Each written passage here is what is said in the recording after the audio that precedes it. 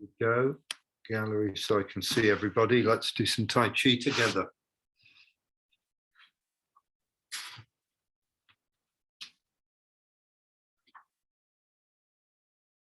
So let the feet, bones in the feet spread. Let the muscles soften around the bones so the feet spread. Feel the muscles in the feet. Let the ankles settle into the feet. Really give you a nice solid base from which the rest of the body can grow. Crown of the head suspended, the arms nicely softened into the sockets, the chest relaxed.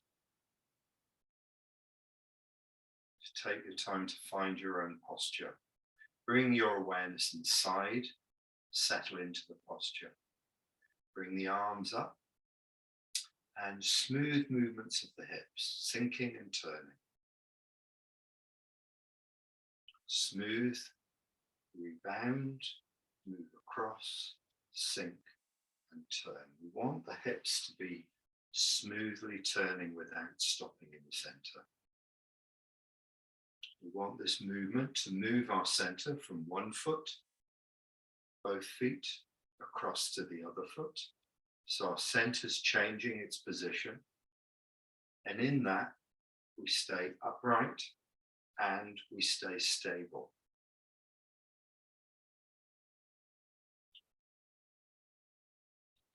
So the things that make me unstable, that's what I don't want to do. The things that make me stable, I want to find out what they are and how to make them happen in my body. So the clues are the knees keep bending, the knees keep bending, the hips keep sitting, the lower back keeps softening. So the joints in the legs all changing the whole time. Anything in the body that stays static, when the body moves and turns, that static quality blocks the changes, blocks the movement. So everything in the body is fluid and everything in the body is changing the whole time.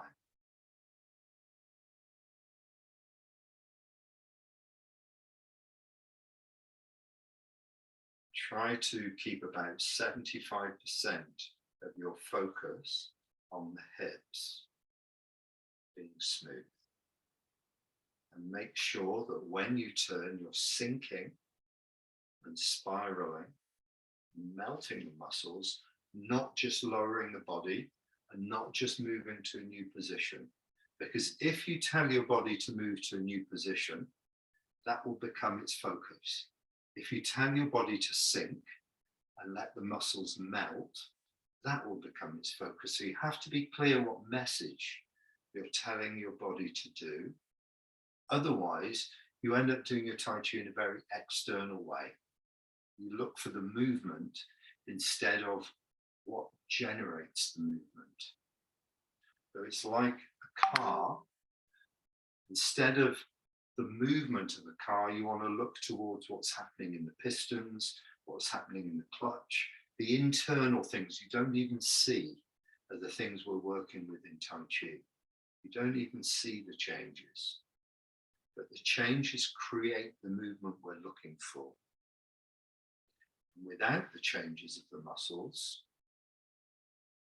what you'll find is that we move, but because parts of the body are static, they get pulled out. We lose our alignment very easily. We tighten up very easily. We break our root. The root is broken by any part of the body that can't adjust quickly. We say the root is broken. But when we have nice, strong, deep roots, we can be free to move, free to change.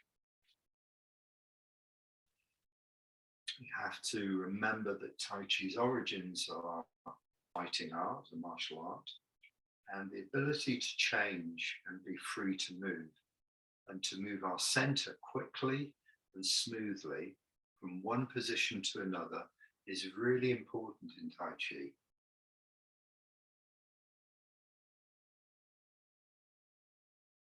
Have the freedom of movement is really important. And with that goes the philosophy, of course, of not being stuck in one place, not being rigid and fixed, but having freedom of mind as well.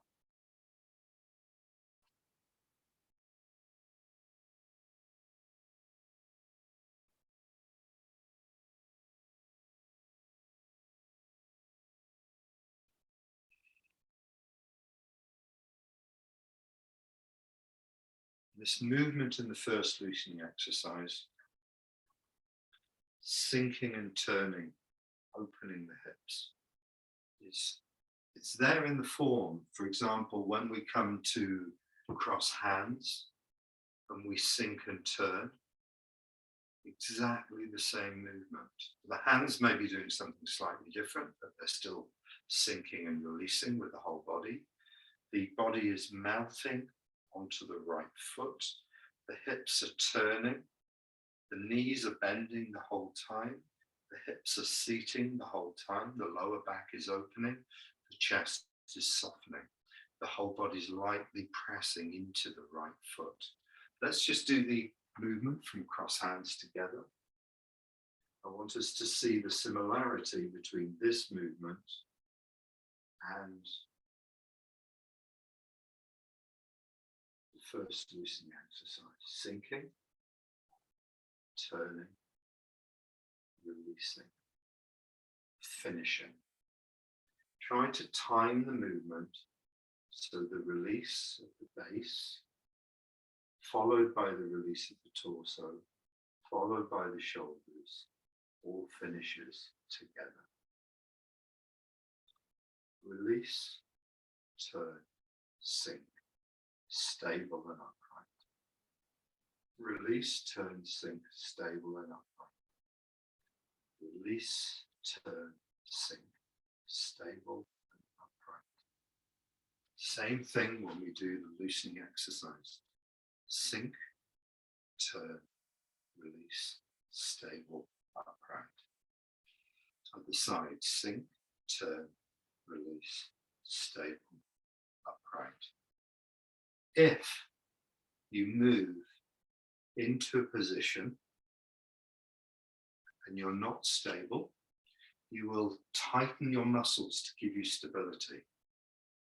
Okay, so if you move into a position where you are,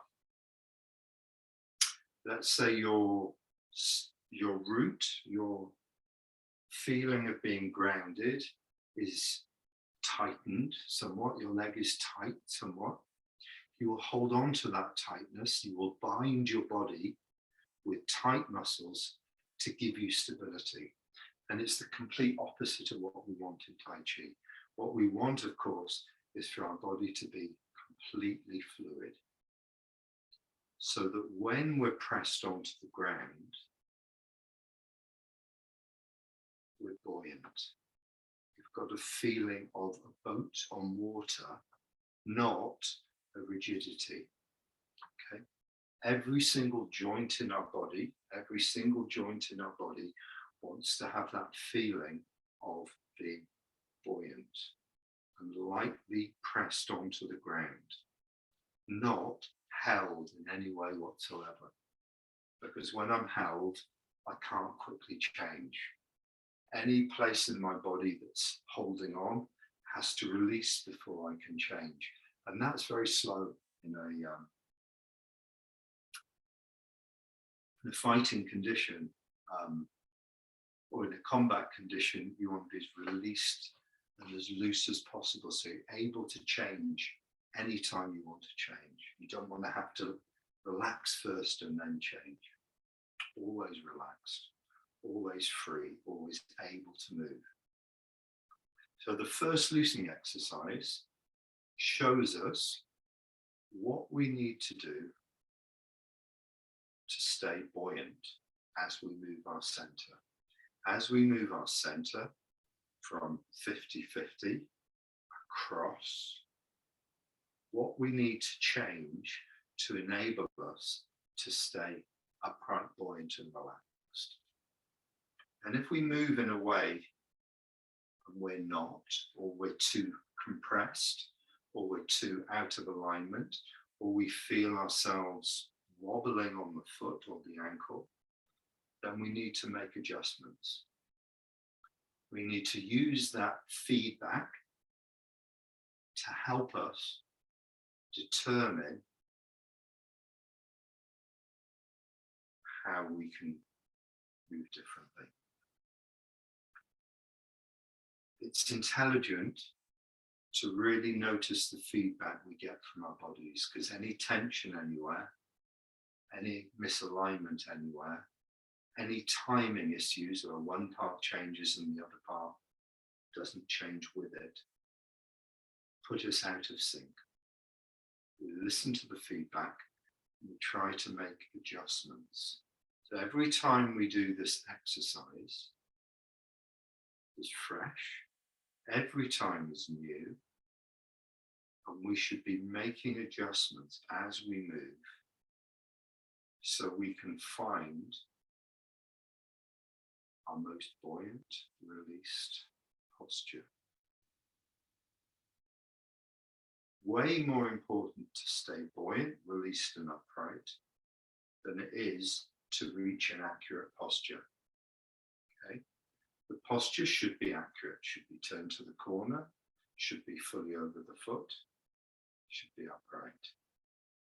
But if we get to that posture at the expense of being held, it's not valuable to us. We want to be loose and buoyant and relaxed. If I can't quite turn to the corner, or I can't quite get my weight over the foot, better to be buoyant and relaxed than in the position but stiff.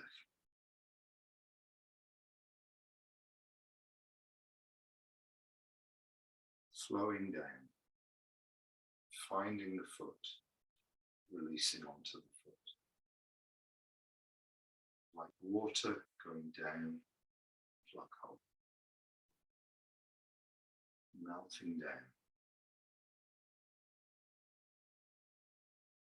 The detail is that the knees are bending, the weight to the same part of the foot, the hips are seating, the lower back's opening, and the shoulders are melting. These are the details.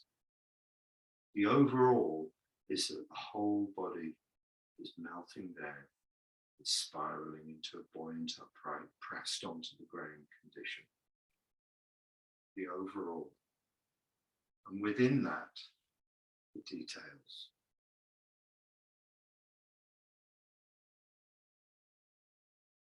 Number 2, please. If anyone's got any observations of their own movements and wants to ask any questions or any feedback, please do at any time. Number 2, please. We're moving into a lightly pressed onto the ground condition. And we're looking for the rebound. We're sinking down to create a pressed onto the ground condition so that we can find the releasing rebound. That occurs over 4 swings of the arms. Down and down, and then rebound.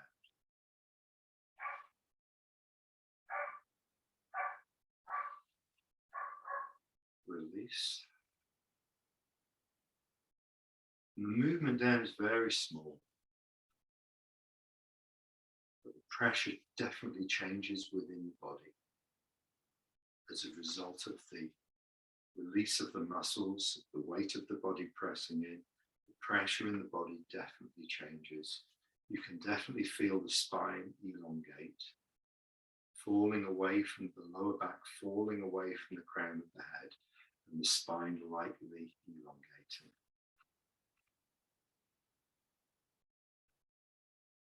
Just like an elastic band stretches as you let it go, it rebounds. Likewise, our spine straightens as the lower back falls away, the spine straightens. As we relax more, it rebounds back to its normal curve.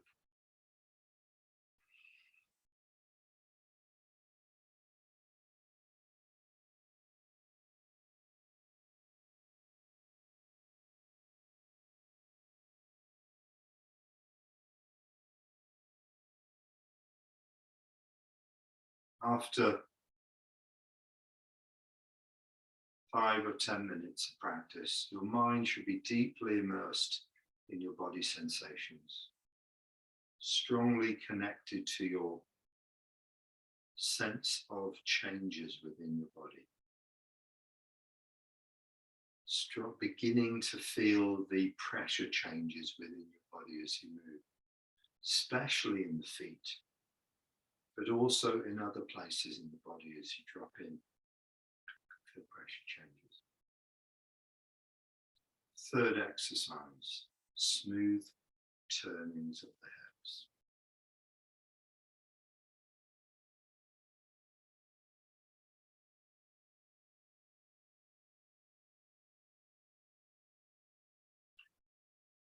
Sink to the foot, but make sure the center line and the center of gravity doesn't move across to the foot. So there's a release downwards. There's a release downwards to the foot, which draws the hip, opens the lower back, and settles you onto the foot. So there's a change which closes the hip joint, softens the hip joint, releases through the leg into the base, onto the ground, developing strong roots. Turn and lift the opposite arm. Square and sink. Focus almost exclusively on this quality of the base sinking straight to the foot, spiraling into the foot, closing the hip joint, settling in, becoming very stable without moving across for stability. Stability comes from releasing, pressing onto the foot lightly, not balancing over your foot. You have to find the difference between balancing over your foot, which is static and holding, or dynamically releasing and pressing in. Dynamically releasing and pressing in. Dynamically releasing the muscles, opening the lower back, letting the upper body press in.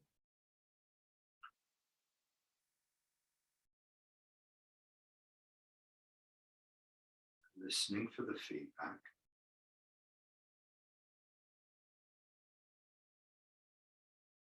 Allow the movement to fully finish.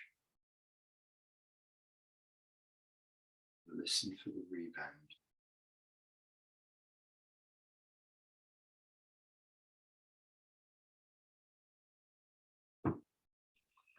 Just going to have a look at your movement.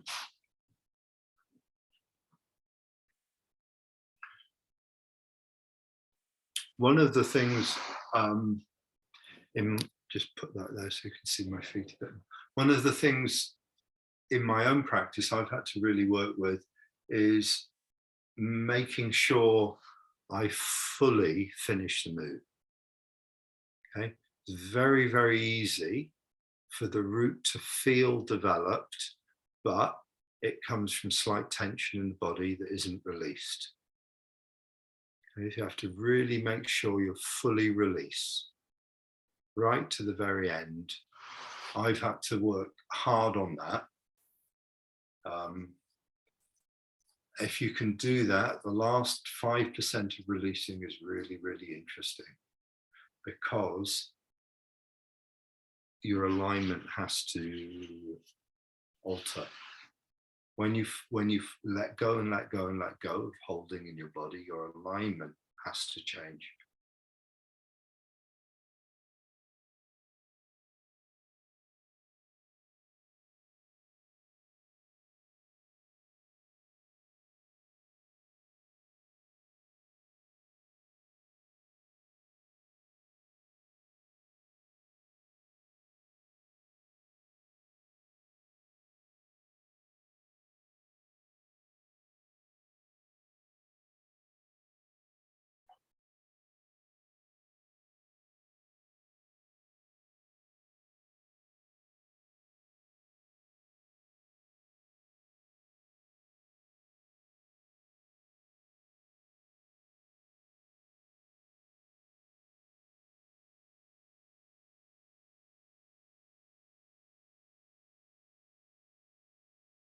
Fred, when you move, try and keep the movement smooth and let the sinking of the shoulders lift the elbow, rather than the movement of the arm being quick and flicked out. Try and let the movement of the arm come from the sinking of the torso and the releasing of the shoulders. Because remember this pivot point here in the middle of the arm, where this point here in the center of the arm, where the shoulder drops, the elbow lifts. So you're not pushing the arm out and you're not flicking the arm out. The arm has to go at the same speed as the whole torso sinking, the whole shoulder blade sinking, and the timing of the sinking of the torso finishing at the same time that the arm reaches.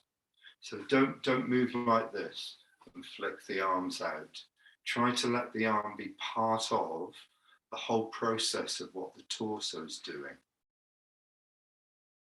So the finishing of the root, the finishing of the development of the root is the top of the arm in position.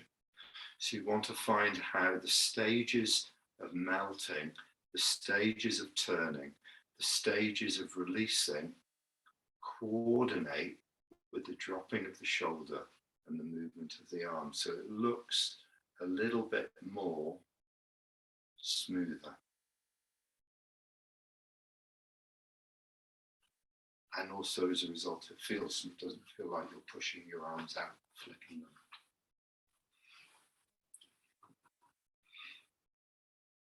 So to get that to work, I'd go slower.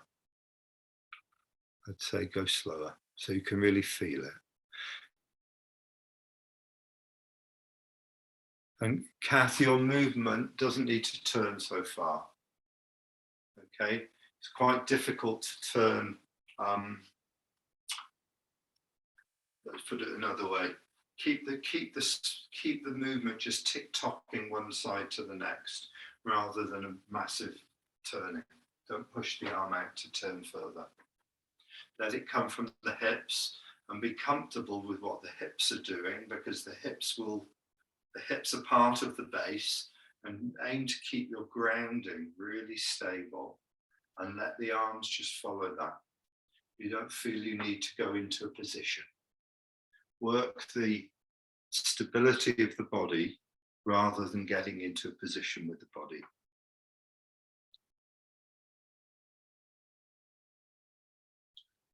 Good. Let's do the fifth exercise. Actually, I don't want to do the fifth exercise. I want to do the bow stance. Have a look at this movement first. I want to make sure that when we sit back, we stay in the center. And what we don't do, drift over to the back foot. Okay, so our center line in the middle, bang between the legs. And when we sit back,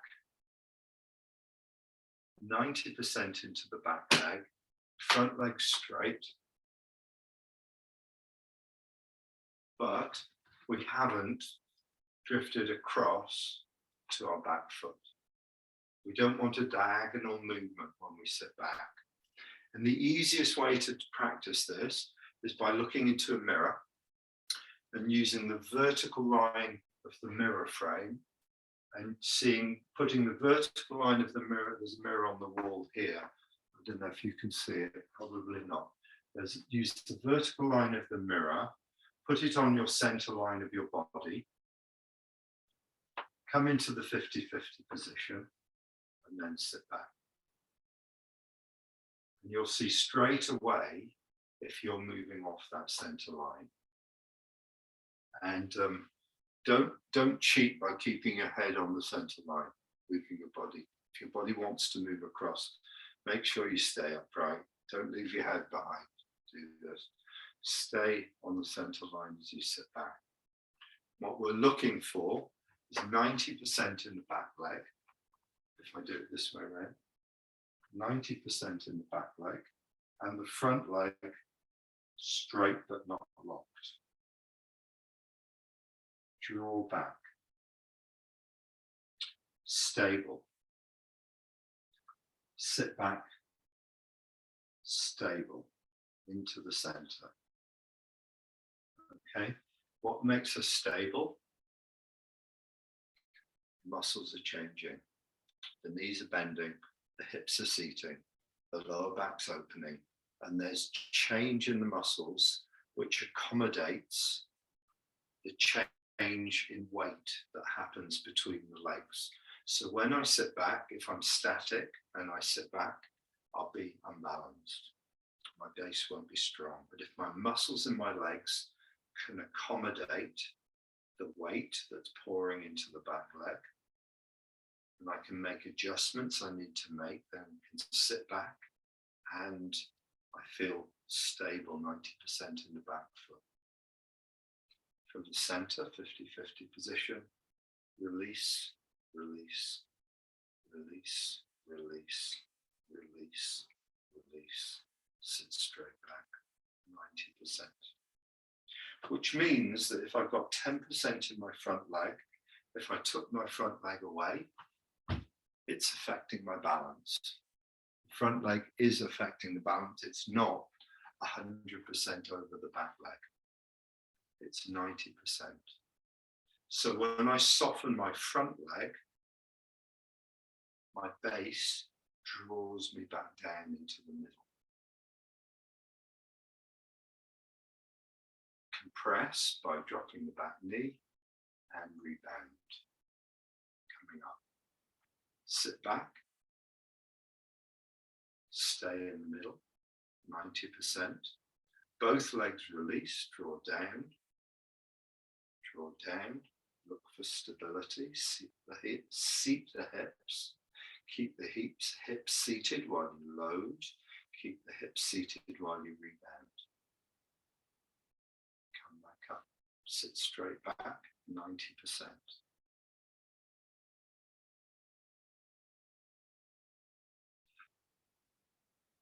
Sink and find the centrally stable position.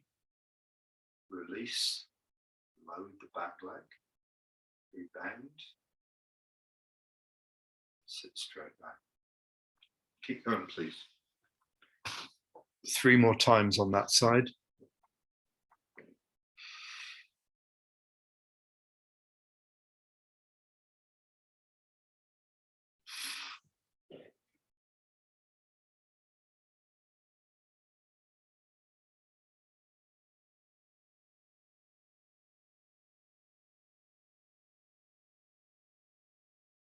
Good, and then changing sides from the centrally stable bow stance with the hips square to the front leg.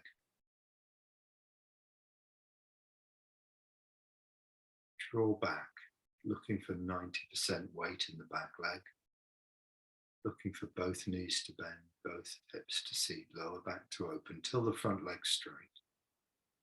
Sit back until the front leg's straight but not locked. To come forward, the front leg's really important. The front leg releases and lets you fall forwards. The hips adjust, sinking and settling into the center. Drop the back knee to load the back leg, 55%, and rebound. Coming up slightly. Sit back, stay in the center. Move forwards into the 50-50, stay in the center. Load, stay in the center. Rebound, stay in the center, coming up. So your body stays on the center line the whole time. Once you reach the 50-50 position, you stay there. You load in the 50-50 position, you come up slightly in the 50-50 position, then you sit back.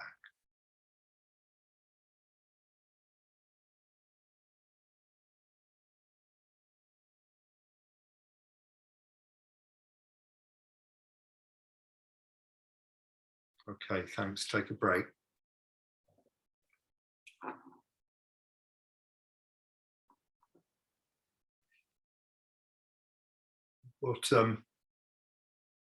What we've been finding in the push hands is that People can move out of the way, but moving to a position that's tight isn't of any benefit whatsoever.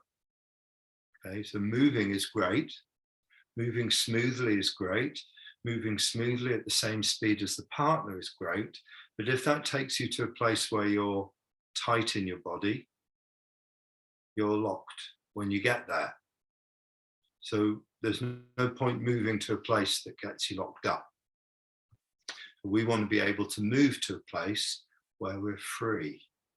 Okay, we want to move in a way that's smooth, that's at the same speed as the partner, that moves in, if we're doing it by ourselves, that moves in harmony with our own body weight, and moves us to a place where we're free and buoyant rather than locked up. So that being locked up is to do with our stability. If we're tight anywhere in our body, if the muscles are unable to change, tight muscles means contract. If the muscles are tight and locked and unable to change, then we've broken our connection to the ground. And the base being broken or the base being disconnected from the ground is the same as not being able to change. So if our partner pushes us and we get to a place where we're tight in our bodies, it's not very good for our practice. Not very good for our minds or our bodies. We want to stay fluid the whole time we move, the whole time the possibilities are open, rather than it getting to a place where we're locked. So our movements in our form want to reflect that. So sitting back draws me to a place where I'm very light over the back foot, but connected, and I'm able to move forwards. What I don't want is I don't want to sit back in such a way that anywhere in my back leg feels locked. I don't want to sit back in such a way that my ankle feels like it's holding my foot. I don't want to sit back in any way that feels like my lower back is holding me in position. So that means that while I'm moving back, everything is flowing down, changing the whole time. Because if it's changing, it can't be locked. If it's changing, it's able to change. If it stops changing, we examine why it stops and what we can do about it. Okay? What we want to do, of course, is bring these movements into our form. So, for example, from press, when we sit back, we're drawing downwards. When we move in, we're nice and buoyant and fluid. When we press onto the ground, we're loading. When we rebound, we drop the shoulders, elbows, the wrists drift out. Okay, let's do these moves together from press, please. With the right foot forwards, bow stance, starting off right in the center. Body upright, like an upside down letter Y. Press. The movement, we talk about movement, but just like the internal movement of a car is the clutch and the pistons and the little whirly bits that go around inside a car that you don't even see, those are the bits we want to concentrate on, not the movement of the vehicle. So we don't want to concentrate on the movement of our bodies back. We want to concentrate on the small changes that soften inside the body that draw me from this position back to 90% here. So my center line stays in line and I move away because my shoulders are dropping with my body. They draw my arms with it. So I end up from here to here. That's the first part of the movement I want us to work on. Just simply moving back so my center stays in line. And the movement comes from the back leg sinking, the lower back opening, the shoulders dropping, the elbows being drawn, and the fingers as the last things to separate. Okay, so it's one flow through the whole body, which starts with the back foot melting onto the ground, water disappearing down a bath hole. Okay, don't let it be done by your arms. Let it be done by what your back foot does and how everything melts down, drawing your lower back, drawing your shoulders, drawing your elbows, letting your wrists follow. Try and find that flow through your body. So you end up of the center line with your front leg straight and your hands just separating. Try and time it. So by the time you get into the 90% back position with the front leg straight, your body's flown down, your shoulders have dropped, and your elbows are drawn back. Just say 5 or 6 times, just that one movement back.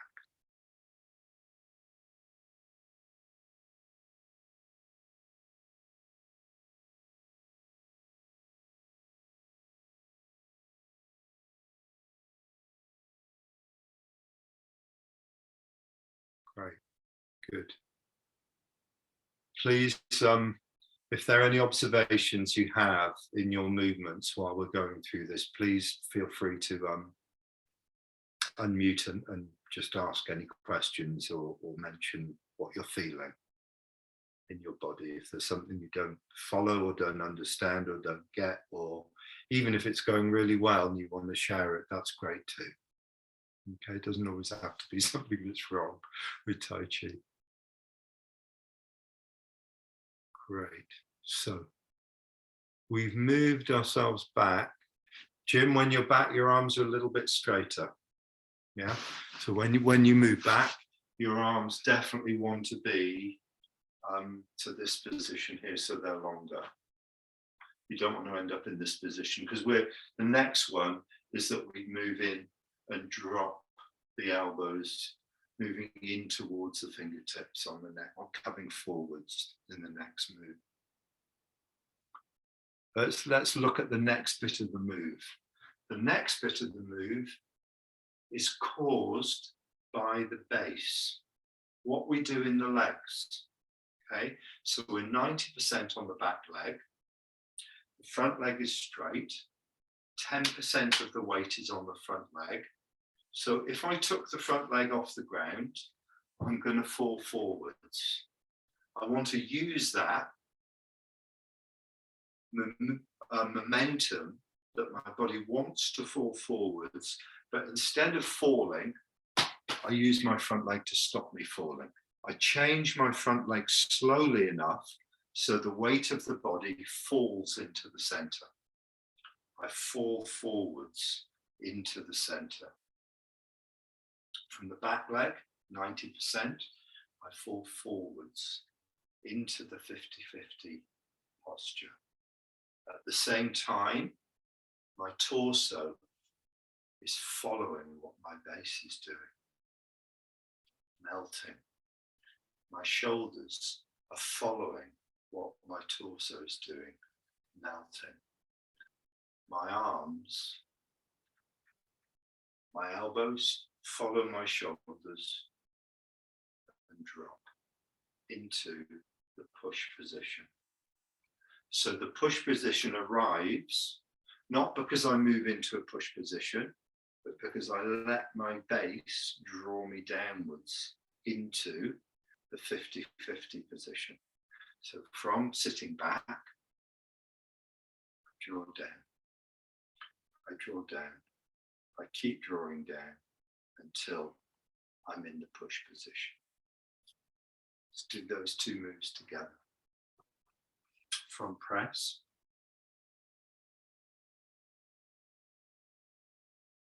release the back leg, bend the knees, open the lower back, trickle your weight 90% back. Drop the shoulders to open the elbows, to pull on the wrists, 90% finish. Front leg, release, release. Soften the body into the base. So the body changes follow the base drawing down. The torso follows the base, synchronized between what the base is doing to what the torso is doing, to what the shoulders are doing. Push position. Buoyant and sunk, connected. You want to definitely feel connected. You definitely want to feel your feet on the ground. You definitely want to feel comfortable and relaxed in this position. So listen to the feedback from your body. If your body doesn't feel comfortable in this position, listen to where it's holding on. Listen to your body, because your body will tell you what you need to do. If you feel tight in your ankles, it's probably because you are. If you feel tight in your lower back, it's probably because you haven't let go of your lower back. If you feel your hips aren't seated, yeah, it kind of goes like that. You need to listen to what your body's telling you, and you need to find a way of moving so that your body can settle into this position. Because this position is very familiar to us, this centrally stable position. How to make it buoyant and fully released is something to practice, right? So it doesn't come to be a held position. When I worked with Patrick would come round every workshop. I'd do a long workshop with Patrick twice a year. Maybe it was anything from 7 days to 2, even 3 weeks at times. Every time he'd come round, and as I went into the push position, he'd just lightly hold my fingers, lightly, just like that, really lightly hold my fingers and say, your arms are too tight. For 10 years, okay, I think I was a slow learner. I think I probably still am. Just by feeling the quality of how I was holding my arms, really lightly, he could tell, oh, your arms are too tight. There's a sinking and a dropping into the arms, sinking and a dropping, not a holding on. Lightness in the hands means you're holding on. Heaviness and sinking in the arms means you're letting go. Okay? Sometimes we feel, when our hands feel light, that they are relaxed. Actually, when our arms feel light, they're tight, they're held. When our arms feel heavy and moving, when our arms feel like they're moving, they're relaxed. Does that make sense? Yeah? When your arm is relaxed and heavy, it's because the muscles aren't holding it in place. The muscles are letting it fall, and then they're relaxed. Relaxing. But when the arms feel light and held, they stop changing. So you have to feel the difference between fingers feeling light, fingers feeling fluid and dropping and heavy. So 2 moves to practice: sitting back, moving in. Once we moved in, next thing we want to do is load. Load means we move from a lightly buoyant position into a slightly stronger, compressed onto the ground condition. Okay, we don't want to start that process until we're right in the center and connected. So you don't want to start getting any strength into the legs until you're right in the middle. You want to make sure you're right in the right position, then let go. Okay? Because if we're not in the right position and there's holding in the body, when we start to let go, that holding will get stronger and worse. You want to make sure that when we move into the middle, we're very lightly held, lightly buoyant in the center. From there, we can drop the back knee and let ourselves be pushed more onto our feet. We feel very pressed onto the ground, but not very heavy in the feet, but significantly more heavy than just being lightly in the center. That's loading the legs. Then the next move is that we want to release that compression. There's a slight upward movement as we release that compression. And the back leg elongates and expands. The muscles that have been stretched in the back leg release and expand. Let's do the 4 moves together. 4 parts. 1. Sit back, draw down. Shoulders up. 2. Arms separate as you sit back. Front leg is straight. Body's on the center line. 90% in the back leg, 10 in the front. 1, 2. Sink into the center. The front leg draws you down. The shoulders and torso follow. The elbows drop. Moving in towards the fingers, finding the centrally stable, lightly connected, buoyant place. 2. 3. Sink the back knee and load into the feet. Let the weight of the body press you down. 4. Send the mind out. Let the body lift slightly. Drop the shoulders and let the fingertips drift out. This will bring the force from the ground up through the body and out to the fingertips. Okay? In your own time, 4 moves. 1, sit back. Accurate in every single part of the movement. 2, sink in. Find that place where you're upright, lightly connected. 3, compress. 4, rebound. Again, sit back, draw. 90% in the back foot, 10% in the front. Upper body following the lower body, drawing the elbows and the wrists and the fingers. 2, move in. Let the front leg lower you slightly. With every movement, there's an adjustment in the knees, ankles, knees, and the hips. Adjustments. Number 3, load. Number 4, the mind goes out, rebound.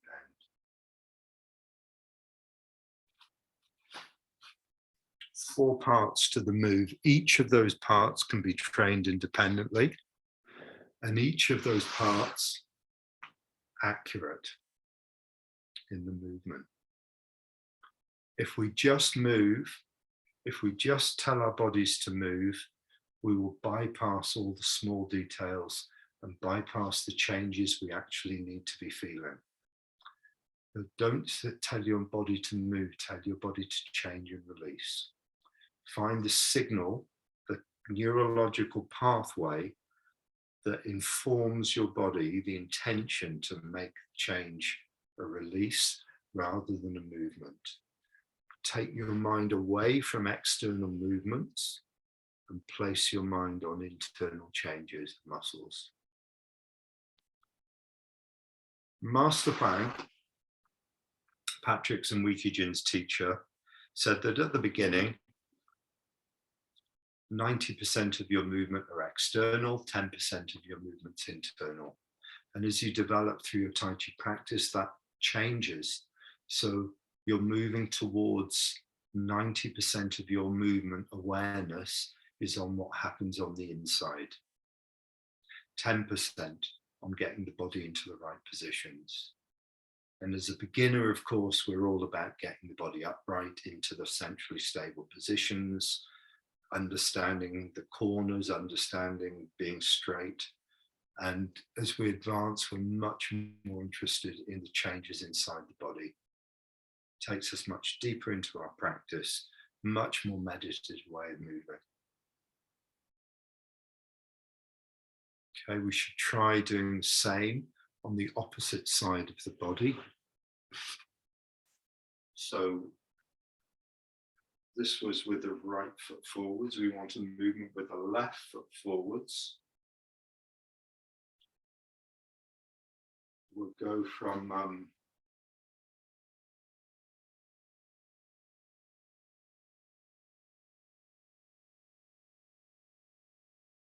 brush left knee twister.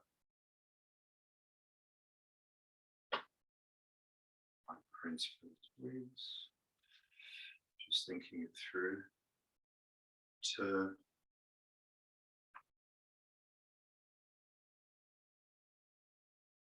Turn open. Turn back. Step. Use the front leg to draw you into the center. Use the sinking of the body to drop the arms and shoulders into the center. Step into the center, square and load up. Release. Turn open on one leg. Turn back and fold. Step. Move in. Move in.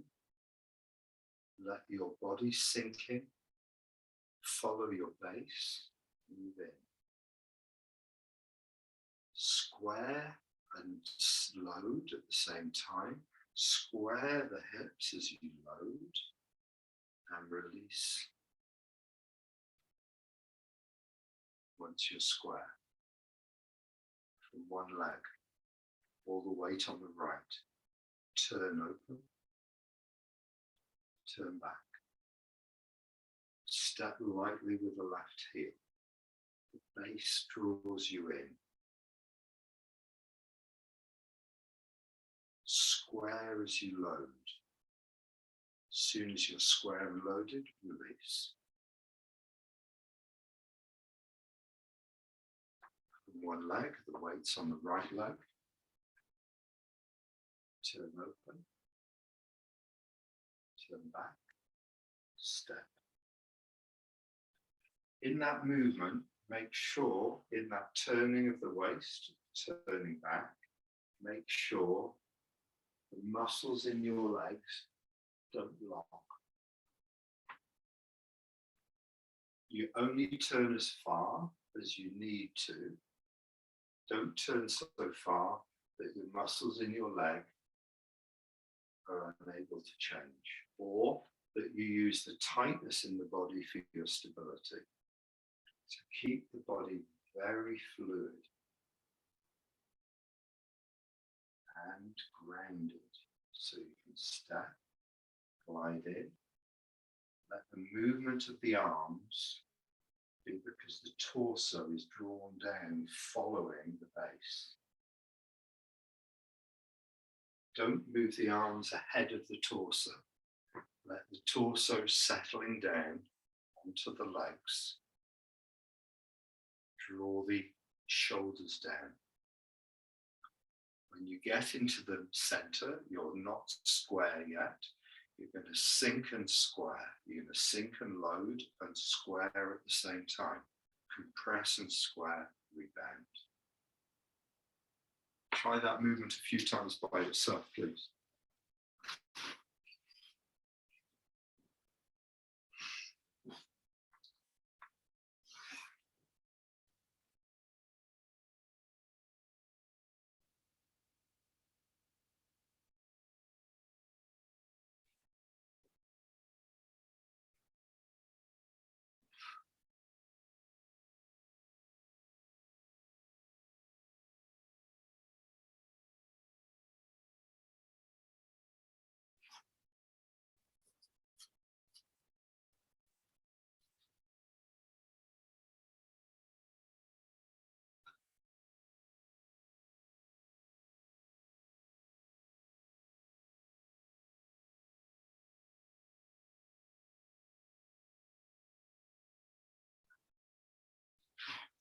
Okay, good. So for the last couple of minutes of the class, let's unmute.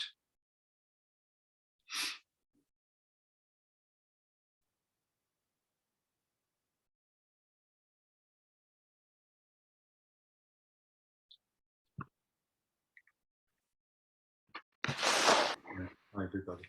What I want to kind of say, it's very very oh, getting a bit of an echo. I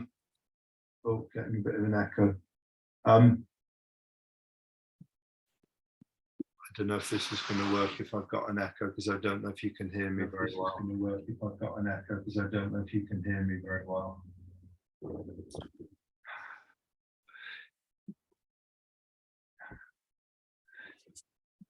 Yeah.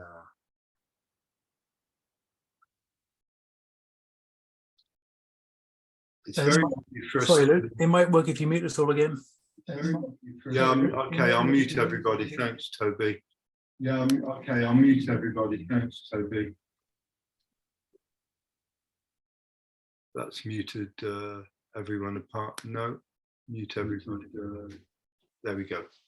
Let's see if that's any better. Good.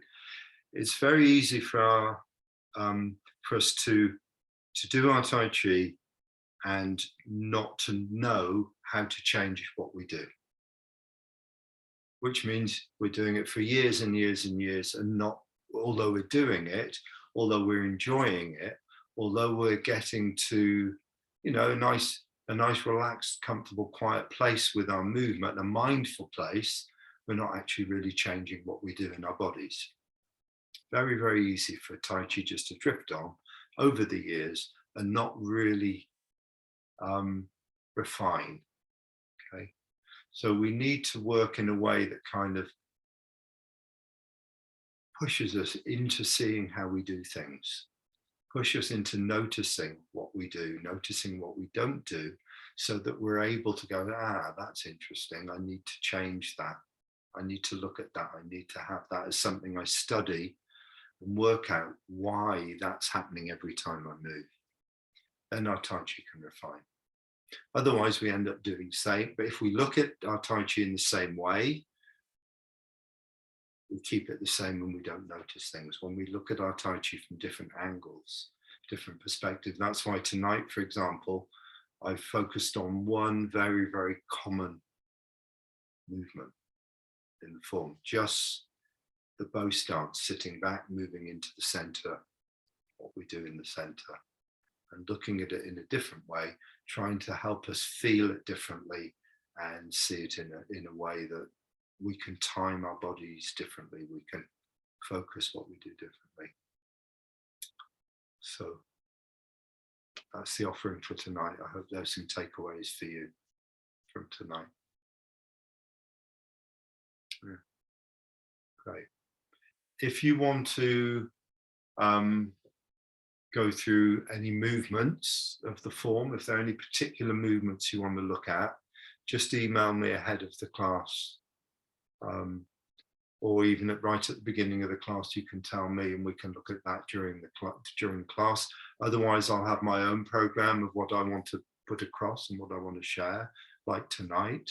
But if there are particular moves you want to see how any of this fits into, just give me a heads up and I can work that with you. Okay, sorry about the echoey thing, it's not working, but it's nice to be able to chat and talk, but if it's echoey like that, it's not going to work. So good, let's leave it there for tonight. Thank you very much. Have a really good week, keep well and keep warm, and we'll catch up next week. I'll send you the recording tomorrow as well.